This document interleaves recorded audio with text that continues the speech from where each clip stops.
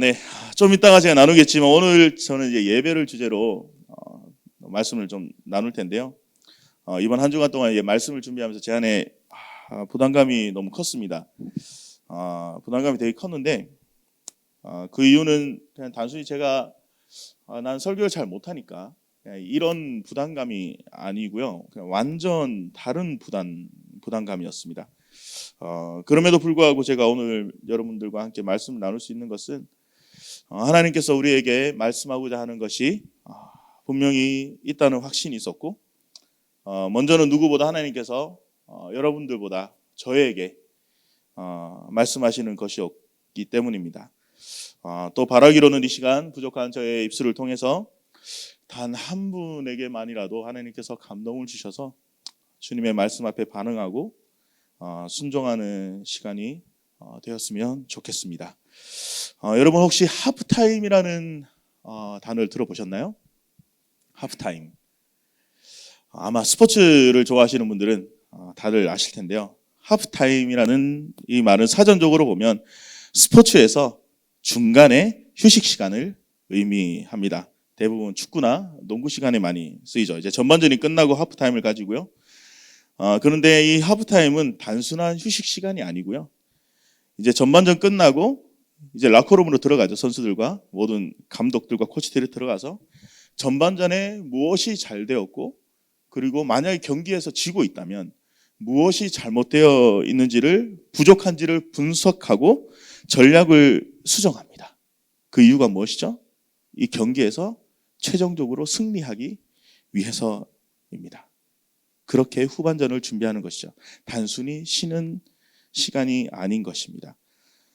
저는 오늘 말씀을 통해서 우리가 지금 하나님을 잘 예배하고 있는지를 돌아보고 점검하면서 하나님께서 기뻐하시는 참된 예배자로 우리가 굳건히 세워져가는 그런 시간이 되었으면 하는 마음으로 오늘 말씀을 전하도록 하겠습니다.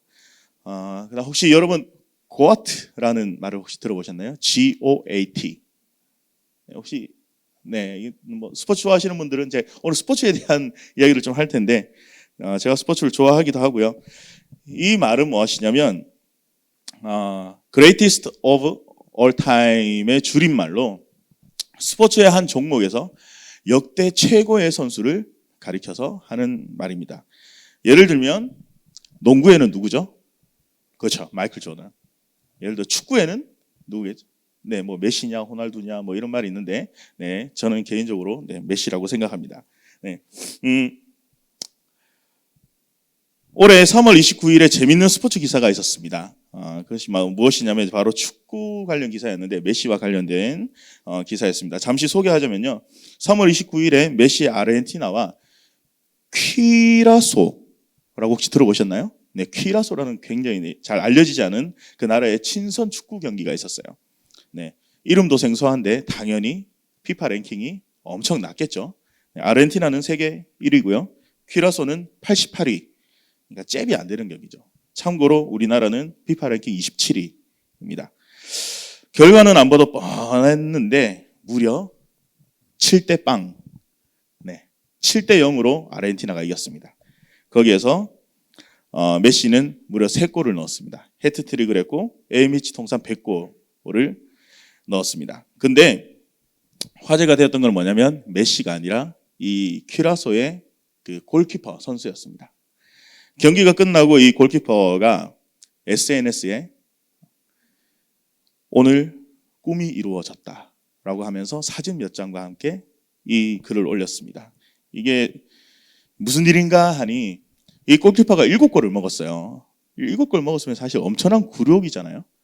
그런데 알고 보니까 7골을 먹었는데 경기가 끝난 이후에 리오넬 메시가 이 선수에게 다가와서 너무 수고했다고 악수를 청하면서 메시가 자기가 직접 입었던 유니폼을 직접 이 선수에게 준 거예요. 그러면서 함께 포옹하고 그랬는데 이 사람이 너무 감격에 벅차가지고 메시가 자기에게 와가지고 자기 실착 유니폼을 이렇게 건네주고 인사를 했다고. 그래서 오늘 자기가 꿈이 이루어졌다고 SNS에 그렇게 업로드를 한 거예요. 사진과 함께. 실제로 메시의 소속팀인 파리 생제르맹 그리고 아르헨티나 경기를 하면은 상대방 팀들이요 어떻게든지 메시의 유니폼을 받기 위해서 막 쟁탈전이 벌어질 정도라고 합니다. 네. 메시가 이 정도예요. 프로 중에 프로. 그러니까 이 프로들도 메시를 어떻게 생각하느냐? 얘는 그냥 넘버원, 넘사벽. 그냥 얘는 인간계가 아니라 신계야. 우리랑 완전 차원이 다른 그런 선수야. 라고 모두 다 인정을 하는 것입니다. 네. 제가 지금 축구 이야기를 좀 했는데요. 우리 여집사님들 공감이 많이 안 되시죠? 네. 죄송합니다. 제 예배에 대해서 이야기를 하려고 하는데 예배의 대상인 하나님을 우리가 생각할 때도 좀 비슷한 원리라고 생각합니다. 오늘 우리가 올바른 예배를 드리고 있는지에 대해서 두 가지를 점검할 텐데요. 먼저 첫 번째입니다. 저를 한번 따라해 주시겠습니까? 하나님에 대한 올바른 인식. 한 번 더요. 하나님에 대한 올바른 인식. 네, 성경을 보면요. 하나님과 우리의 관계를 나타내는 여러 표현들이 있는데요. 가장 쉽게 알 수 있는 것은 먼저 하나님은 우리를 아버지로 표현을 합니다. 우리가 주기도문 자주 고백하는데 주기도문 제일 처음에 어떻게 시작하죠? 하늘에 계신 우리 아버지요. 네, 하나님은 우리의 아버지가 되십니다. 그 외에도 성경은 하나님을 가리켜서 목자 또 혹은 우리의 신랑 또 우리의 친구 등으로 표현을 하고 있습니다. 그런데 출애굽기에 보면요. 호렙산에서 하나님께서 모세에게 나타나십니다. 그래서 자신이 어떤 존재인지를 말씀하시는데요. 우리 다 함께 이 성경 구절 한번 읽어보도록 하겠습니다. 출애굽기 3장 14절 상반절 말씀입니다. 우리 자막 보고 함께 읽어보겠습니다. 시작. 하나님이 모세에게 이르시되 나는 스스로 있는 자니라. 아멘. 하나님은 본을 가리켜서 스스로 있는 자라고 말씀하고 있습니다. 스스로 계신 분. 즉 누구에게 의존할 필요가 없는, 다른 말로 바꿔보면 하나님은 창조주시고요. 절대자이시고요. 그 어떤 것으로도 대체가 불가능한 유일하신 분이라는 이야기입니다. 하나님은 피조물이신 우리와는 근본적으로 아예 다르시다는 이 깨달음, 경이로움 혹은 감탄, 여기서부터 바로 예배가 시작되는 것입니다. 매트 레드맨이라는 세계적인 예배 사역자가 있습니다. 우리가 예배 시간에도 자주 부르는 이 찬양 중에 이분이 쓰신 곡이 굉장히 많거든요. 근데 이분이 엎드림이라는 책을 썼는데 거기에서 이분은 이렇게 말하고 있습니다. 제가 잠시 읽어드리면, 경배는 경이로움의 뿌리를 받고 있다. 경이로움 없이 경배를 하는 것은 불가능하다. 경배를 경배되게 하기 위해 경배는 반드시 하나님의 타자성을 어떻게든 포함해야만 한다. 여기서 타자성이란 다름, 절대적인 차이를 뜻합니다. 타자성이란 단어는 위대한 경배의 단어이다. 하나님은 온전히 순전하시고 견줄 바 없으며 유일하시고 독특하시기에 어느 누구도 그 무엇도 감히 가까이 할 수 없는 분이라는 인식이다. 그분은 전적으로 영광스러우시다. 그 광채에 필적할 것이 없고 그 능력에 비길 것이 없다. 그분은 인간 이성 한계 너머에 가장 높은 과학적 지성이 닿을 수 있는 것보다 훨씬 높은 곳에 계신다 라고 말하고 있습니다. 성경 두 군데를 좀 더 보겠습니다. 성경에서 하나님은 어떻게 표현하는지요. 먼저 이사야서 55장 8절 9절 말씀입니다. 같이 함께 읽겠습니다. 시작. 이는 내 생각이 너희의 생각과 다르며 내 길은 너희의 길과 다름이니라. 여호와의 말씀이니라. 아멘. 그리고 로마서 11장 33절에서 39절까지 한 번 더 다시 한번 읽어보겠습니다. 시작. 깊도다 하나님의 지혜와 지식의 풍성함이여 그의 판단은 헤아리지 못할 것이며 그의 길은 찾지 못할 것이로다. 누가 주의 마음을 알았느냐. 누가 그의 모사가 되었느냐? 누가 주께 먼저 드려서 갚으심을 받겠느냐? 이는 만물이 주에게서 나오고 주로 말미암아 주에게로 돌아감이라. 그에게 영광이 세세에 있을지어다. 아멘. 여러분 아멘이십니까? 이사야 선지자를 통해 하나님은 우리에게 내 생각과 길은 너희와 다르다라고 하시면서 이 다름이 마치 이 땅과 하늘의 차이, 우리가 아무리 닿으려고 해도 하늘에 닿을 수 없는 것처럼, 미치지 못하는 것처럼 그 누구도 우리가 하나님께 그렇게 이렇게 하나님께 닿을 수 없다고 표현하고 있습니다. 사도 바울은 하나님께 대해 어떻게 말하고 있죠? 하나님의 지혜와 지식이 너무나 깊고 풍성해서 그 누구도 하나님의 판단을 이해할 수 없고 하나님의 길을 찾을 수 없다고 말하고 있습니다. 바로 하나님과 우리는 근본적으로 완전히 다른 분이라고 이야기하고 있는 것이죠. 하나님을 향한 진정한 예배는요, 바로 이 하나님은 우리와 완전히 다른 분이심을 인식하고 그 하나님에 대한 경이로움을 가지고 나아가는 것, 그것이 바로 핵심이라는 것입니다. 이것이 빠진 예배는 예배라고 할 수 없는 것이죠. 우리의 예배가 하나님을 향한 경이로움과 감탄과 놀라움이 있는지, 그렇게 우리가 그것을 가지고 하나님을 예배하고 있는지 우리가 가장 먼저 점검해 보아야 할 것입니다. 올바른 예배를 위한 두 번째 점검 요소입니다. 우리 함께 따라해 주시면 감사하겠습니다. 하나님에 대한 올바른 태도. 하나님에 대한 올바른 태도. 네, 한 번 더요. 하나님에 대한 올바른 태도. 하나님에 대한 올바른 태도. 네, 두 번째는 오늘 계속 말이 꼬이네요. 죄송합니다. 하나님에 대한 우리의 태도가 우리의 예배와 인생의 성공 여부를 좌우한다는 것입니다. 동기 유발 강사로 유명한 지그 지글러라는 사람이 있는데요. 이 사람이 이렇게 이야기를 했습니다. 태도가 고도를 결정한다. 좀 더 자세히 이야기하면요, 당신의 능력이 아니라 당신의 태도가 당신의 고도, 즉 높이를 결정한다라고 하는 의미인데요. 우리의 인생은 능력이 아니라 바로 우리의 태도에 달려있다는 뜻입니다. 고도란 앞에서 말한 것처럼 높이를 의미하니까 쉽게 이야기해서 예를 들어 성공하는 것이라고 칩시다. 물론 능력이 좋으면 성공할 가능성이 높겠죠. 실제로 성공한 사람도 많을 것입니다. 그러나 과연 그들이 능력만으로 그렇게 성공할 수 있을까? 그런 사람이 몇몇 소수는 있을 수 있다고 생각합니다. 하지만 대부분은 그렇지 않습니다. 아무리 능력이 좋아도 좋은 태도를 동반하지 않는다면 성공보다 실패의 확률이 훨씬 높은 것입니다. 제가 오늘 스포츠 이야기를 많이 하는데 한 번만 더 스포츠 이야기를 예를 들어 보겠습니다. 네, 야구 예를 한번 들어볼 텐데요. 야구 좋아하시는 분들 많은데 예를 들어 이런 게 있습니다. 이제 고등학교 때 아마추어에서 전국 랭킹 1위를 찍고 프로 구단에 1차로 지명되어서 이렇게 계약금을 막 수억씩 받고 많이 받으면 한 10억 정도 받더라고요, 계약금을. 그렇게 해서 이제 프로로 진출하는 선수들이 있어요.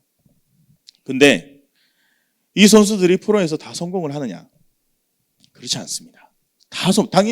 당연히 전체 1위로 뽑혔으면 프로에 가서도 1등을 해야 되는 게 맞는 것 같잖아요. 그런데 그렇지 않아요. 그런 확률은 굉장히 적습니다.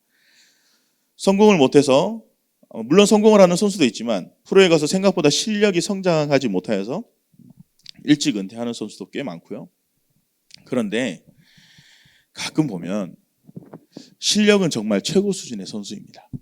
실력은 최고인데 그리고 충분히 레전드라고 칭함을 받을 수 있는 그 정도의 실력을 가지고 있는데, 그런데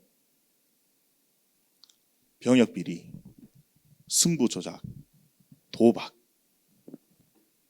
이런 것 때문에 하루아침에 나락으로 떨어지는 선수들 한두 명이 아닙니다. 유니폼을 벗게 되죠. 왜 이런 일들이 발생을 하는 걸까요?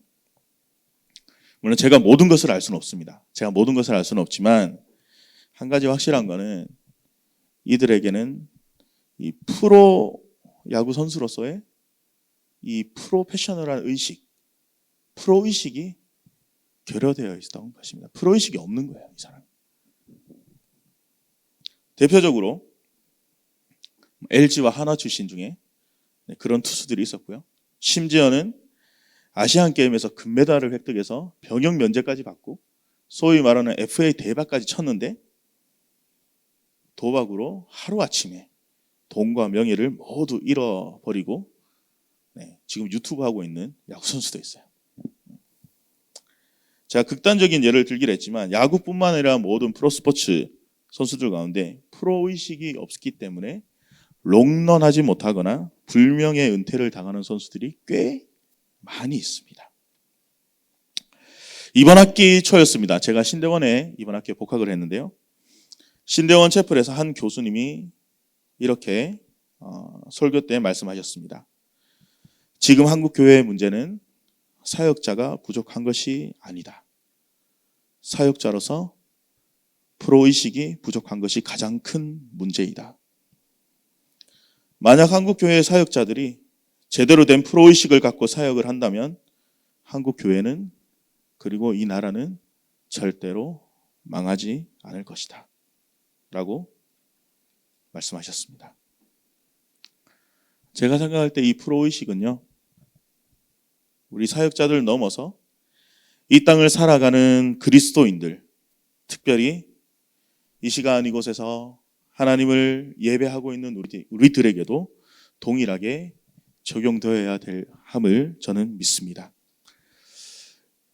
이 땅을 살아가는 우리에겐 성도로서의 의식이 필요합니다. 하나님 나라의 백성으로서의 분명한 정체성과 코람데오의 정신, 즉 하나님의 임재를 늘 의식하면서 하나님이 내 삶의 주인이십니다. 하나님이 우리 가정에, 하나님이 우리 직장에, 하나님이 우리 사업장에, 하나님이 우리 교회의 주인이십니다. 또한 하나님, 나를 이곳으로 부르신 분이 하나님이십니다. 오늘도 내 삶을 다스리시는 분은 오직 한 분, 하나님이십니다. 이 고백이 우리의 매일의 삶 속에서 고백되어져야 하는 것입니다. 다들 잘 아시겠지만 예배는 영어로 worship이라고 합니다. 월스라는 단어와 ship이라는 단어가 합쳐진 단어죠. 이 의미가 뭐죠? 바로 가치를 인정한다라는 뜻이죠. 앞에서 고백한 것처럼 하나님을 하나님으로 인정하는 것 자체가 그것이 바로 예배인 것입니다. 이곳에서 우리가 악기로 연주를 하고 노래를 부르고 물론 이것도 예배이지만 우리의 삶 속에서 하나님을 하나님으로 인정하고 고백하는 것 그것 자체가 바로 예배인 것이죠. 여러분은 지금 하나님의 거룩한 부르심을 받은 성도로서 성도 의식을 가지며 살아가고 있습니까? 각자 삶의 영역에서 하나님을 하나님으로 인정하면서 그렇게 고백하면서 하나님을 예배하고 계십니까? 저는 지금 여러분을 정죄하기 위해서, 여러분을 꾸짖기 위해서 이 질문을 드리는 것이 아닙니다. 이 질문은 여러분들에게 제가 질문을 하기 이전에 이 설교를 준비하면서 하나님께서 저에게 먼저 물으셨던 질문이었습니다. 오늘 말씀을 통해서 두 가지를 말씀드렸습니다.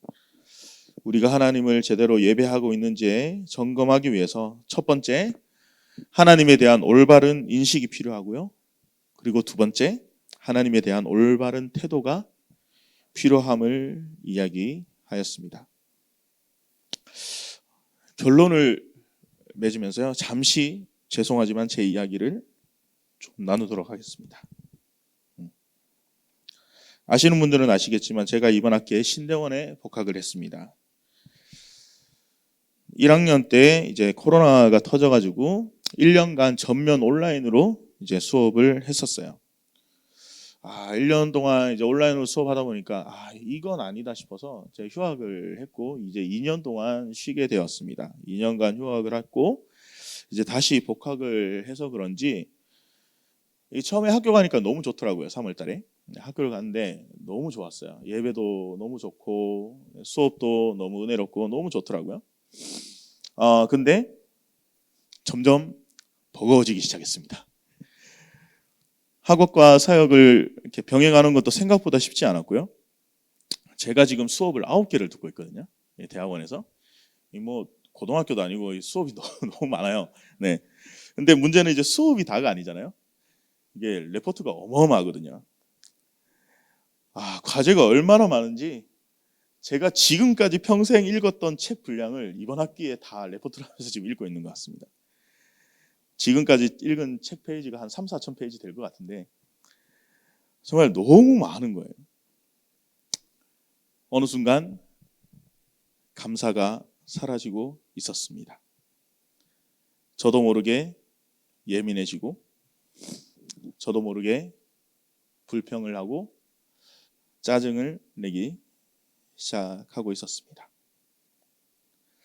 이런 현상들은 제가 영적으로 점점 무뎌지고 있다는 증거였는데 미처 깨닫지 못했습니다. 이런 저의 삶은요, 제가 앞에서 말씀드렸던 사역자로서 그 이전에 성도로서의 의식이 결여되어 있는 삶이었습니다. 그러던 중에 이번 주 수요일 날 저녁 채플 시간이었습니다. 그냥 어느 때처럼 같이 늘 예배하니까 예배에 참석을 했습니다. 근데 이제 채플에서 강사 목사님의 말씀을 듣는데 마치 하나님께서 저에게 말씀하시는 것 같았습니다. hingu야, 너 이 길이 쉽지 않다는 거 알고 왔잖아. 야, 너 아직 제대로 시작도 안 했는데 벌써부터 감사가 사라지고 감격이 사라지고 의무감으로 겨우겨우 버티면서 공부하고 사역하는 거, 이건 아니지 않냐?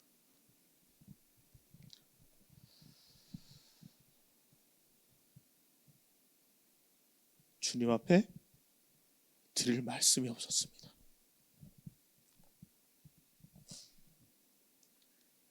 그날 저녁 채플을 마치고 2시간 동안 이제 신대원 길을 걸으면서 죄송합니다. 이제 저녁에는 아무도 없거든요. 신대원 길에. 그래서 이제 그 길을 걸으면서 하나님 앞에 기도했습니다. 주님, 용서해 주십시오. 나 같은 사람이 하나님의 교회를, 성도들을 섬긴다고 하고 있습니다.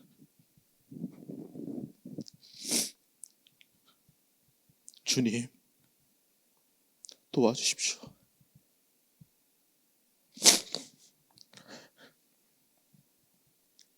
주님, 저를 불쌍히 여겨주십시오.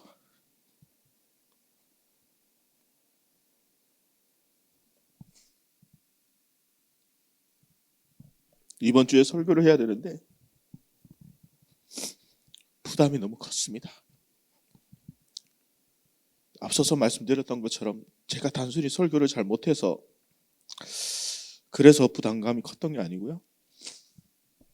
하나님께서 주시는 이 마음대로, 이 메시지대로 제가 지금 살아내지 못하고 있었기 때문입니다.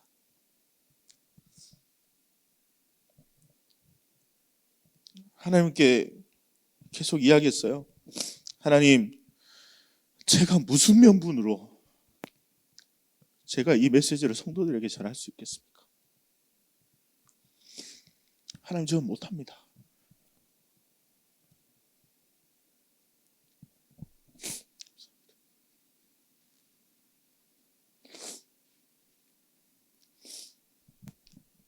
저 못합니다. 저 절대 못합니다.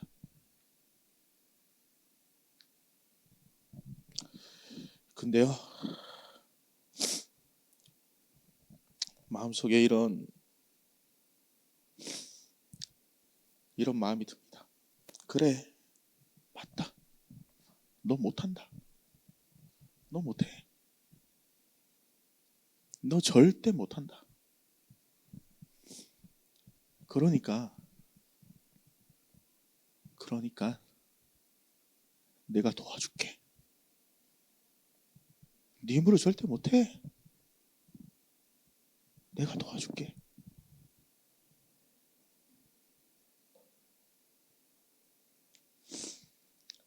마치 하나님의 사랑의 음성인 것 같았습니다. 제가 오늘 이 자리에서 서서 감히 이 말씀을 나눌 수 있는 것, 제 힘도 아니고요, 제 능력도 아니고요, 하나님이 도와주셔서 다시 힘 주셔서 제가 이 자리에 오늘 설 수 있었습니다. 죄송합니다. 저 평소에는 눈물이 없는데 왜 이곳에만 서면 눈물이 흐르는지 모르겠습니다. 부족한 저의 입술을 통해서 하나님께서 여러분들에게 어떤 마음을 주셨는지 저는 알 수 없지만 부디 바라기로는 하나님께서 저를 도와주셔서 다시 일어나서 당신을 예배하면서 이 길을 걸어갈 수 있는 힘과 용기를 다시 주신 것처럼 이 시간 하나님 앞에서 온전한 예배자로 살아가기를 소원하는 모든 성도님들의 삶에 도우시고 일으키시는 하나님의 은혜가 임하기를 간절히 소원합니다.